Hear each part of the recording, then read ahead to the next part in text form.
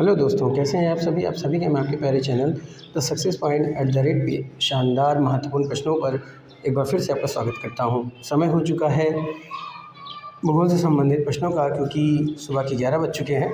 Class आ चुकी है भूगोल की, सभी को जानकारी दे दीजिए। सभी लोग जुड़ जाइए फटाफट से, वीडियो को शेयर कर दीजिए, लाइक कर दीजिए। वीडियो आपको कैसी लगती है कमेंट में ज़रूर बताएँ। चैनल से जुड़िए और लोगों को भी जोड़ने का प्रयास कीजिए, क्योंकि द सक्सेस पॉइंट @ ने ठाना है सफलता आपको दिलाना है। तो द सक्सेस पॉइंट @ एजुकेशन का एक ऐसा प्लेटफॉर्म है जहां से आप उन शानदार महत्वपूर्ण प्रश्नों को प्राप्त करते हैं जो कि आपको आपके लक्ष्य तक पहुंचा सकता है। तो सफलता पाना है तो द सक्सेस पॉइंट @ पे आना है दोस्तों। प्रश्नों को प्राप्त करिए, चैनल को सब्सक्राइब कीजिए, बेल आइकन ऑन कीजिए ताकि वीडियो की अपडेट आपको मिलती रहे। प्रश्नों को प्राप्त कीजिए, सिलेक्शन पाइए, क्योंकि आपके हर एग्ज़ाम, चाहे वो यूपीएससी हो, यूपीपीएससी हो, टीजीटी, पीजीटी, बैंक या अदर कोई भी वनडे एग्ज़ाम हो, तो हर एग्ज़ाम को ध्यान में रखकर ये वीडियो बनाई गई है, जो कि काफ़ी महत्वपूर्ण साबित होगी दोस्तों। ज़रूरत इस बात की है कि आप भरोसा करें, सपोर्ट करें। चलिए देखते हैं आज कौन से महत्वपूर्ण प्रश्नों को रखा गया है विश्व के भूगोल के अंतर्गत। तो पहला प्रश्न क्या कह रहा है कि लॉयड बैराज 6166 मीटर लंबा नहरों का एक नेटवर्क है जो दुनिया की सबसे बड़ी सिंचाई प्रणाली को पोषित करता है और 50 लाख एकड़ से ज़्यादा सिंचित भूमि को पानी देता है। किस देश में स्थित है? बात समझ में आई दोस्तों। प्रश्न कह रहा है कि लॉयड बैराज जो है, जो 6166 मीटर लंबा नहरों का एक नेटवर्क है, ये 50 लाख एकड़ से ज़्यादा सिंचित भूमि को पानी देता है। ये किस देश में स्थित है? तो सिंधु नदी की किनारे स्थित है। और ये स्थित कहाँ है दोस्तों? तो पाकिस्तान में स्थित है। कहाँ स्थित है? पाकिस्तान में स्थित है। तो आपका बी विकल्प क्या हो जाएगा? सही हो जाएगा। B is the right answer for this question. बात समझ में आई दोस्तों। अगले प्रश्न की तरफ चलते हैं। अगला प्रश्न कह रहा है कि निम्नलिखित में से किस स्थान पर तारा सामान्यतः अन्य स्थानों की तुलना में अधिक टिमटिमाते हुए प्रतीत होते हैं? ठीक है, जो तारे होते हैं वो किस स्थान पर सबसे ज़्यादा चमकीले दिखाई देते हैं? विकल्प क्या है? प्रेक्षक की दृष्टि रेखा में सीधे ऊपर, क्षितिज के करीब तारे, ध्रुवों के करीब तारे, या इनमें से कोई नहीं। तो निम्नलिखित में से किस स्थान पर तारा सामान्यतः अन्य स्थानों की तुलना में अधिक टिमटिमाता हुआ प्रतीत होता है? प्रेक्षक की दृष्टि रेखा में सीधे ऊपर, क्षितिज के करीब तारे, ध्रुवों के करीब तारे, या इनमें से कोई नहीं। तो इसका सही उत्तर क्या हो जाएगा दोस्तों? क्षितिज के करीब तारे। क्या हो जाएगा? क्षितिज के करीब तारे इसका सही उत्तर हो जाएगा। तो B is the right answer for this question. और प्रश्न क्या हो जाएगा दोस्तों? इंपॉर्टेंट हो जाएगा। चलते हैं अगले प्रश्न की तरफ। अगला प्रश्न क्या कह रहा है कि रोअरिंग 40 शब्द का प्रयोग निम्नलिखित में से किसके लिए किया जाता है? तो याद रखिएगा, ये रोअरिंग शब्द जो होता है वो दक्षिणी गोलार्ध में 40 डिग्री से 50 डिग्री के अक्षांशों के बीच की बात होती है। तो रोअरिंग 40 शब्द का प्रयोग किसके लिए किया जाता है?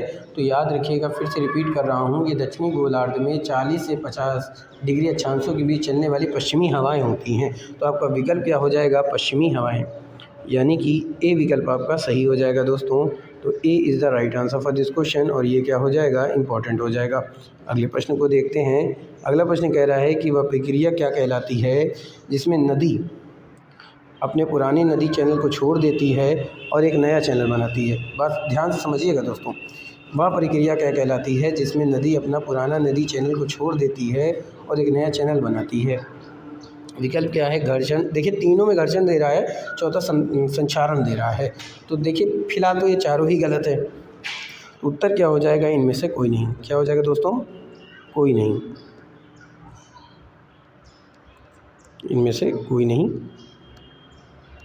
ठीक है, इनमें से कोई नहीं है। आगे चलते हैं। अगला जो प्रश्न है दोस्तों वो है मोगोट्स के बारे में निम्नलिखित में से कौन सा कथन सही नहीं है? ये कह रहा है कि यह एक काष्ठ भू आकृति है, या चूना पत्थर या संगमरमर या डोलोमाइट से बनी एक पृथक खड़ी पहाड़ी है। मोगोट्स के समूह को पेडिप्लेन कहा जाता है। इनका आकार गोल पिनार जैसा होता है। तो याद रखिएगा दोस्तों, ये जो मोगोट्स होते हैं ये काष्ठ आकृति के होते हैं, ये बात सही है। या चूना पत्थर या संगमरमर या डोलोमाइट से बनी एक पृथक खड़ी पहाड़ी होती है, ये भी सही है। मोगोट्स के समूह को पेडिप्लेन कहा जाता है, तो ये गलत हो जाएगा। इनका आकार जो होता है वो गोल मीनार जैसा होता है, बिल्कुल सही है। तो आपको बताना है कि मोगोट्स के बारे में कौन सा कथन सही नहीं है, तो वो आपका सी उत्तर हो जाएगा दोस्तों, यानी कि सी विकल्प हो जाएगा। यही अलग है। तो C is the right answer for this question, और ये क्या हो जाएगा, इम्पॉर्टेंट हो जाएगा। अगला प्रश्न क्या है कि सामान्य दोषों से घिरे उठे हुए दोषखंड को क्या कहते हैं। बस समझिए दोस्तों, सामान्य दोषों से उठे हुए दोषखंड को क्या कहते हैं। गैब्रेन, होस्ट, क्रेस्ट या फिर गर्त। ऐसे ही शानदार प्रश्नों को प्राप्त करने के लिए चैनल से बने रहिए। अगर आप ऑनलाइन प्रश्नों को देखना चाहते हैं, किसी सब्जेक्ट का अच्छे से अध्ययन करना चाहते हैं, किसी टॉपिक को देखना चाहते हैं, उससे संबंधित महत्वपूर्ण प्रश्नों को देखना चाहते हैं, तो आप सही मंच पे आए हैं, सही चैनल पर आए हैं। आप चैनल से जुड़िए, प्लेलिस्ट में जाइए, वहाँ आपको हर सब्जेक्ट की अलग प्लेलिस्ट मिल जाएगी। आप आसानी से उसको पढ़ सकते हैं और समझ सकते हैं। तो सामान्य दोषों के से घिरे उठे हुए दोषखंड को क्या कहा जाता है, तो इसे कहा जाता है दोस्तों होस्ट। क्या कहा जाता है, होस्ट इसको कहा जाता है। तो आपका बी विकल्प क्या हो जाएगा दोस्तों, सही हो जाएगा। B is the right answer for this question. दोस्तों the success point at the rate education का एक ऐसा प्लेटफॉर्म है जो ये सोचता है कि ज़्यादा से ज़्यादा लोगों का भला हो। दोस्तों फ्री ऑफ कास्ट है, आप शेयर करते रहिए वीडियो को, ताकि क्या पता आपके एक छोटे से प्रयास से लोगों का भला हो जाए। दोस्तों क्योंकि शिक्षा एक ऐसी चीज़ है, जितना आप किसी को बांटेंगे उतना आपका फ़ायदा होगा, उतना आपका भला होगा, दूसरे का तो भला होगा ही, आपका भी भला होगा। तो शिक्षा ही सफलता की असली कुंजी मानी जाती है। The success of the education is the key of success, ये भी एक किसी ने बात कही है। और साथ ही साथ इसी से रिलेटेड एक बात और कही गई है कि संघर्ष ही सफलता की असली कुंजी है। The struggle is the key of success. दोनों ही चीज़ें बहुत एक दूसरे से सिमिलर हैं दोस्तों, तो बिल्कुल भी मिस मत करें। अपनी मेहनत और संघर्ष से आप कोई भी मुकाम हासिल कर सकते हैं। सफलता उन्हीं को मिलती है जिनके अंदर मेहनत, धैर्य और आत्मविश्वास होता है। चलिए आगे चलते हैं। प्रश्न क्या है दोस्तों कि सामान्य दोषों से घिरे उठे हुए दोषखंड को क्या कहा जाता है, तो इसे होस्ट कहा जाता है। तो बी विकल्प क्या हो जाएगा, सही हो जाएगा। तो B is the right answer for this question. अगला प्रश्न क्या है दोस्तों, लुलू द्वीप निम्नलिखित में से किस देश में स्थित है। जर्मनी में, कनाडा में, स्वीडन में, बांग्लादेश में। बात समझ में आ रही है। ये जो लुलू द्वीप है ये किस देश में स्थित है। जर्मनी में, कनाडा में, स्वीडन में, बांग्लादेश में। तो आपको बता दूं ये जो लुलू द्वीप है ये कनाडा में स्थित है। दोस्तों कहाँ स्थित है, तो ये कनाडा में स्थित है। तो बी विकल्प आपका सही हो जाएगा। तो B is the right answer for this question. और ये क्या हो जाएगा पहले दोस्तों, आपके लिए महत्वपूर्ण हो जाएगा, इंपॉर्टेंट हो जाएगा।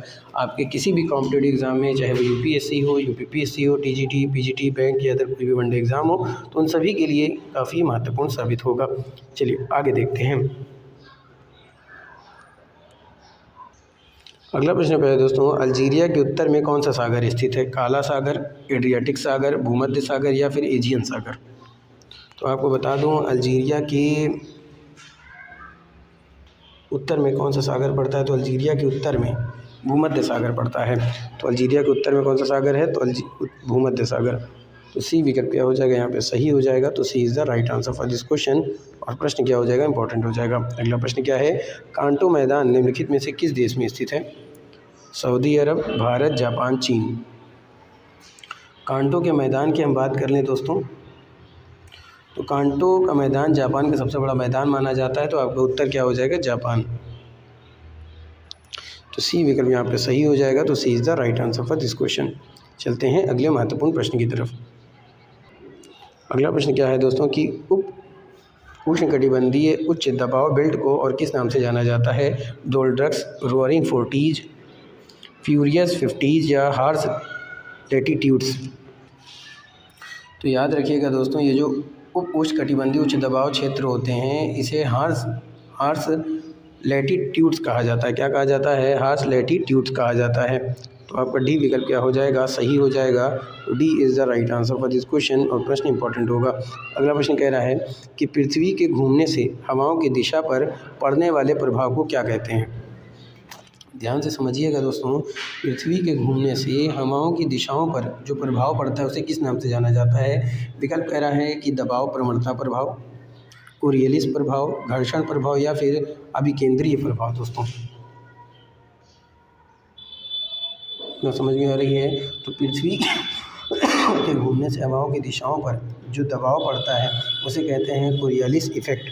क्या कहते हैं, कोरियलिस प्रभाव, कोरियोलिस प्रभाव। तो बी विकल्प आपका सही हो जाएगा। B is the right answer for this question. और प्रश्न क्या हो जाएगा दोस्तों, इंपॉर्टेंट होगा। चलते हैं अगले प्रश्न की तरफ। तो यहाँ से आपने प्रश्न क्या देखा कि पृथ्वी के घूमने से हवाओं की दिशा पर पड़ने वाले प्रभाव को क्या कहते हैं? तो इसे कहते हैं दोस्तों कोरियोलिस प्रभाव। तो यानी कि बी विकल्प सही हो जाएगा। तो B is the right answer for this question. ठीक है, अगला प्रश्न क्या है कि निम्न पर विचार करें। हमाक्स, पिंगोस, खांचे, पालसा।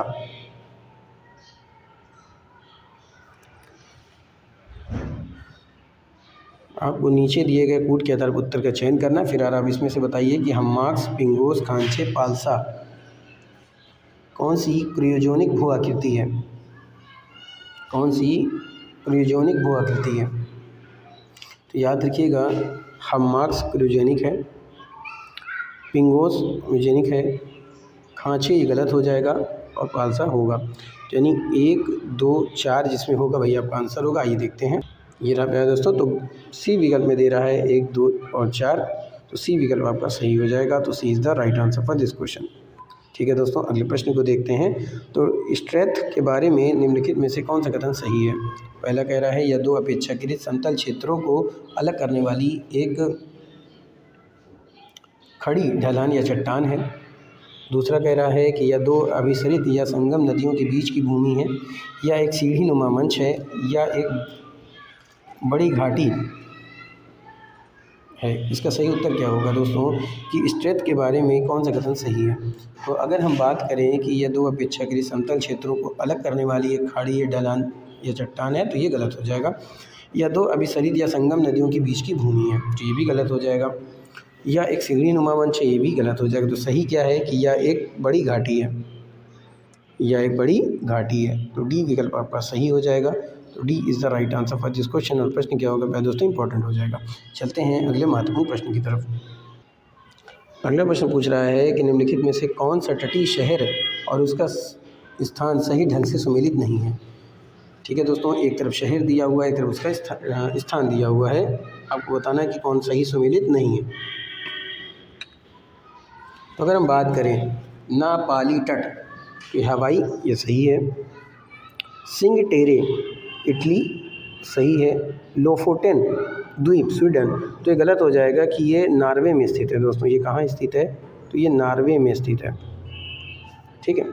ग्रेट ओशन रोड ऑस्ट्रेलिया में है, तो ये बिल्कुल सही है। उत्तर पूछ रहा है कि कौन सा सुमेलित नहीं है, तो वो सी विकल्प हो जाएगा दोस्तों। लोफोटोन द्वीप स्वीडन में, यही गलत हो जाएगा। तो C is the right answer for this question. और प्रश्न क्या हो जाएगा, इंपॉर्टेंट हो जाएगा। अगला प्रश्न क्या कह रहा है कि निम्नलिखित में से कौन सी पर्वत श्रृंखला डार्लिंग और मरे नदियों का स्रोत है? एटलस, इंडीज, ग्रेट डिवाइडिंग और अराकान यूमा। निम्नलिखित में से कौन सी पर्वत श्रृंखला है जो डार्लिंग और मरे नदी का स्रोत है? एटलस, इंडीज, ग्रेट डिवाइडिंग और अराकान यूमा। तो इसका सही उत्तर हो जाएगा ग्रेट डिवाइडिंग रेंज, जो कि ऑस्ट्रेलिया में स्थित है। क्या हो जाएगा? Great Dividing Range. C is the right answer for this question. और ये क्या हो जाएगा? इंपॉर्टेंट हो जाएगा। ये ग्रेट डिवाइडिंग रेंज है कहाँ दोस्तों? तो ये ऑस्ट्रेलिया में है। कहाँ स्थित है? तो ये ऑस्ट्रेलिया, ये भी याद रखिएगा। तो ये ऑस्ट्रेलिया में स्थित है। तो यहाँ से आपने क्या देखा कि निम्नलिखित में से कौन सी पर्वत श्रृंखला डार्लिंग और मरे नदी का स्रोत है? तो ग्रेट डिवाइडिंग रेंज है, जो कि ऑस्ट्रेलिया में स्थित है। तो सी विकल्प आपका सही हो जाएगा। ये इंपॉर्टेंट हो जाएगा, याद रखिएगा। ये कहाँ स्थित है? तो ये ऑस्ट्रेलिया में स्थित है। एक बार फिर से मैं रिपीट कर दे रहा हूँ, तो ये ऑस्ट्रेलिया में स्थित है। अगला प्रश्न क्या है? इबेरियन पठार निम्नलिखित में से किस देश में स्थित है? इबेरियन पठार निम्नलिखित में से किस देश में स्थित है? आपका विकल्प क्या है? फ्रांस, स्पेन, जर्मनी, रूस। तो इबेरियन पठार की मैं बात कर रहा हूँ, तो इबेरियन पठार कहाँ स्थित है? तो ये स्पेन में स्थित है। कहाँ स्थित है दोस्तों? तो इबेरियन पठार आपके स्पेन में स्थित है। बी विकल्प सही हो जाएगा। तो B is the right answer for this question. और ये क्या हो जाएगा? इंपॉर्टेंट हो जाएगा। अगले प्रश्न को देखते हैं। अगला प्रश्न है दोस्तों कि निम्नलिखित में से मैदानों से युग्म सही सुमेलित है? कैरिंजो मैदान संयुक्त राष्ट्र अमेरिका में है। क्या ये बात सही है? तो ये बात बिल्कुल सही है दोस्तों। सैलिसबरी मैदान ऑस्ट्रेलिया में है, ये गलत हो जाएगा। ये ऑस्ट्रेलिया में नहीं है दोस्तों, ये इंग्लैंड में है। कैडबरी मैदान न्यूजीलैंड में, बिल्कुल सही है। तो सही कौन सा होगा? पहला और तीसरा। ए विकल्प में दे रहा है तो उत्तर आपका ए विकल्प हो जाएगा। तो A is the right answer for this question. और प्रश्न क्या होगा पहले दोस्तों, इंपॉर्टेंट होगा। अगले प्रश्न को देखते हैं जो कि काफ़ी महत्वपूर्ण है। अगला प्रश्न है दोस्तों कि कोकोस द्वीप जो कोस्टा रिका द्वारा प्रशासित द्वीप है किस महासागर में स्थित है। कह रहा है कोकोस द्वीप किस महासागर में है, ये आपसे सीधा प्रश्न है। और किसके द्वारा प्रशासित है ये, तो कोस्टा रिका के द्वारा। आपके उत्तर क्या है, विकल्प क्या है, अटलांटिक महासागर, प्रशांत महासागर, दक्षिणी महासागर या फिर आर्कटिक महासागर। कोकोस द्वीप जो कोस्टा रिका के द्वारा प्रशासित द्वीप है किस महासागर में स्थित है, अटलांटिक महासागर में, प्रशांत महासागर में, दक्षिणी महासागर में या फिर आर्कटिक महासागर में। तो कोस्टा रिका द्वारा जो है प्यारे दोस्तों ये स्थित है प्रशांत महासागर में। तो उत्तर आपका बी विकल्प हो जाएगा, प्रशांत महासागर। तो बी विकल्प सही हो जाएगा। तो B is the right answer for this question. और प्रश्न क्या हो जाएगा, इंपॉर्टेंट होगा। अगला प्रश्न क्या है कि माउंट चिरिपो किस देश में स्थित है, जापान में, अर्जेंटीना में, कोस्टा रिका में या फिर तुर्की में। माउंट चिरिपो किस देश में स्थित है, जापान में, अर्जेंटीना में, कोस्टा रिका में या फिर तुर्की में। तो याद रखिएगा ये जो माउंट चिरिपो है प्यारे दोस्तों ये कोस्टा रिका की सबसे ऊंचा पर्वत है। तो उत्तर हो जाएगा कोस्टा रिका। तो C is the right answer for this question. और ये क्या हो जाएगा, इंपॉर्टेंट हो जाएगा। अगले प्रश्न की तरफ चलते हैं। अगला प्रश्न है कि माउंट चिरिपो किस देश में स्थित है, तो ये कोस्टा रिका में स्थित है। कहाँ स्थित है, कोस्टा रिका में स्थित है। सी विकल्प आपका सही हो जाएगा। तो C is the right answer for this question. अगला प्रश्न है कि पृथ्वी के वायुमंडल में निलंबित छोटी पानी की बूंदों और बर्फ़ के क्रिस्टलों का संचय या समूह क्या है, आर्द्रता, बादल, ओलावृष्टि या संघनन। तो पृथ्वी के वायुमंडल में निलंबित छोटी पानी की बूंदों और बर्फ़ के क्रिस्टलों का संचय या समूह क्या होता है, तो आपको बता दूं ये समय होता है बादल। इस समूह को क्या कहते हैं, बादल। तो B is the right answer for this question. और ये क्या हो जाएगा, इंपॉर्टेंट हो जाएगा। अगले प्रश्न को देखते हैं। अगला प्रश्न है दोस्तों कि चक्रवातों के बारे में निम्नलिखित में से कौन सा कथन सही नहीं है। पहला कह रहा है कि चक्रवात उत्तरी गोलार्ध में वामावर्त और दक्षिणी गोलार्ध में दक्षिणावर्त घूमते हैं। दूसरा कह रहा है कि चक्रवात कोई भी निम्न दाब वाला क्षेत्र होता है जिसमें हवाएं अंदर की ओर घूमती हैं। तीसरा कह रहा है लगभग 65% चक्रवाती गतिविधियां 10% और 20 डिग्री अक्षांश के बीच होती हैं और ये अधिकतर पूर्वी उष्णकटिबंधीय महासागरों में बनते हैं। तो याद रखिएगा दोस्तों इसका सही उत्तर क्या होगा कि कौन सा कथन सही नहीं है। तो चक्रवात उत्तरी गोलार्ध में वामावर्त, दक्षिणी गोलार्ध में दक्षिणावर्त घूमते हैं, ये बात सही है। चक्रवात कोई भी निम्न दाब वाला क्षेत्र होता है जिसमें हवाएं अंदर की ओर घूमती हैं, ये भी सही है। लगभग 65% चक्रवाती गतिविधियां 10 डिग्री और 20 डिग्री अक्षांश के बीच होती हैं, तो गलत हो जाएगा। ये अधिकतर पूर्वी उष्णकटिबंधीय महासागरों में बनते हैं, तो ये सही है दोस्तों। तो पूछा है कि कौन सा सही नहीं है, तो आपका सी विकल्प सही नहीं है। तो C is the right answer for this question. ये प्रश्न इंपॉर्टेंट होगा। अगला प्रश्न क्या है, निम्नलिखित में से किस अक्षांश पर अतिरिक्त उष्णकटिबंधीय चक्रवात बनते हैं। आपका विकल्प क्या है, भूमध्य रेखा, उष्णकटिबंधीय क्षेत्र, मध्य और उच्च अक्षांश। किस अक्षांश पर अतिरिक्त उष्णकटिबंधीय चक्रवात बनते हैं, तो ये मध्य और उच्च अक्षांश के बीच बनते हैं। भूमध्य रेखा पर नहीं बनता, उष्णकटिबंधीय क्षेत्र में नहीं बनता, मध्य और उच्च अक्षांश के बीच बनता है। तो केवल तीसरा सही है। तो केवल तीसरा यानी कि सी विकल्प आपका सही हो जाएगा पहले दोस्तों। तो C is the right answer for this question. और ये क्या हो जाएगा, इंपॉर्टेंट हो जाएगा। पहला गलत हो जाएगा, दूसरा गलत हो जाएगा, तीसरा सही है। आगे चलते हैं। अगला प्रश्न है दोस्तों कि निम्नलिखित में से कौन सी भूमिगत पर्वत प्रणालियां हैं, खाइयां, अथाह मैदान, कटक, प्रवाल द्वीप। निम्नलिखित में से कौन सी भूमिगत पर्वत श्रृंखला या पर्वत प्रणालियां हैं, खाइयां, अथाह मैदान, कटक, प्रवाल द्वीप। तो इसका सही उत्तर हो जाएगा दोस्तों कटक। इसका सही उत्तर क्या हो जाएगा, कटक। तो C is the right answer for this question. और बाकी के विकल्प क्या हो जाएंगे, गलत हो जाएंगे दोस्तों। तो C is the right answer for this question. और प्रश्न क्या हो जाएगा, इंपॉर्टेंट हो जाएगा। अगला प्रश्न क्या है कि निम्नलिखित में से किस मिट्टी में सूक्ष्म कणों का अनुपात अपेक्षाकृत अधिक है, चिकनी मिट्टी में, गाद मिट्टी में, दोमट मिट्टी में या फिर रेतीली मिट्टी में। किस मिट्टी में सूक्ष्म कणों का जो अनुपात है वो अपेक्षाकृत अधिक होता है, चिकनी मिट्टी में, गाद मिट्टी में, दोमट मिट्टी में या फिर रेतीली मिट्टी में। तो प्यारे दोस्तों ये जो किस मिट्टी में सूक्ष्म कणों का अनुपात अपेक्षाकृत अधिक होता है, तो चिकनी मिट्टी में होता है दोस्तों। किस में होता है? चिकनी मिट्टी में अनुपात सबसे अधिक होता है। तो A is the right answer for this question, और ये इंपॉर्टेंट हो जाएगा दोस्तों। ठीक है, चिकनी मिट्टी में सबसे छोटे कण अधिकतम सूक्ष्म कण होते हैं, गाद मध्य आकार के कण होते हैं, दोमट मिश्रित होती है, रेतीली सबसे बड़े कण होते हैं। तो इसका सही उत्तर क्या हो जाएगा? चिकनी मिट्टी। आगे चलते हैं दोस्तों। अगला प्रश्न क्या पूछ रहा है कि निम्नलिखित में से कौन सा कथन है जो शहरीकरण के प्रबंधन के समाधानों के बारे में है? पहला कह रहा है कि समावेशी शहर, दूसरा कह रहा है भूमि पर व्यक्तिगत नियंत्रण, शहरी शासन, स्थानीय क्षमता निर्माण। तो नीचे दिए गए विकल्पों में से कौन सा कोड सही है? उसका उत्तर चयन करना है। पहला, दूसरा, तीसरा सही है, तीसरा, चौथा सही है, केवल पहला, तीसरा, चौथा सही, या फिर सभी सही है। तो निम्नलिखित में से कौन सा कथन है जो शहरीकरण के प्रबंधन के समाधानों के बारे में है? तो अगर हम समावेशी शहर की बात करें प्यारे दोस्तों, तो ये सही हो जाएगा। भूमि पर व्यक्तिगत नियंत्रण ये गलत हो जाएगा, क्योंकि शहरी प्रबंधन का समाधान नहीं है, बल्कि इससे अनियोजित विकास बढ़ सकता है। शहरी शासन की बात करें तो ये बिल्कुल सही है। स्थानीय क्षमता निर्माण ये भी समाधान हो सकता है। तो पहला, तीसरा, चौथा, तो पहला, तीसरा, चौथा कौन से विकल्प में दे रहा है? तो ये सी विकल्प में दे रहा है दोस्तों। तो आपका सी विकल्प क्या हो जाएगा? सही हो जाएगा। तो C is the right answer for this question, और प्रश्न आपका इंपॉर्टेंट हो जाएगा। तो आज का सेशन यहीं पे समाप्त करता हूँ। उम्मीद करता हूँ कि आपका आज का सेशन आपको पसंद आया होगा। इसी तरह से पढ़ते रहिए, मेहनत करते रहिए। मेरी ईश्वर से प्रार्थना है कि आप सबका सिलेक्शन हो। प्यारे दोस्तों, सुबह 11 बजे आपके भूगोल से संबंधित प्रश्न पर अध्ययन होता है।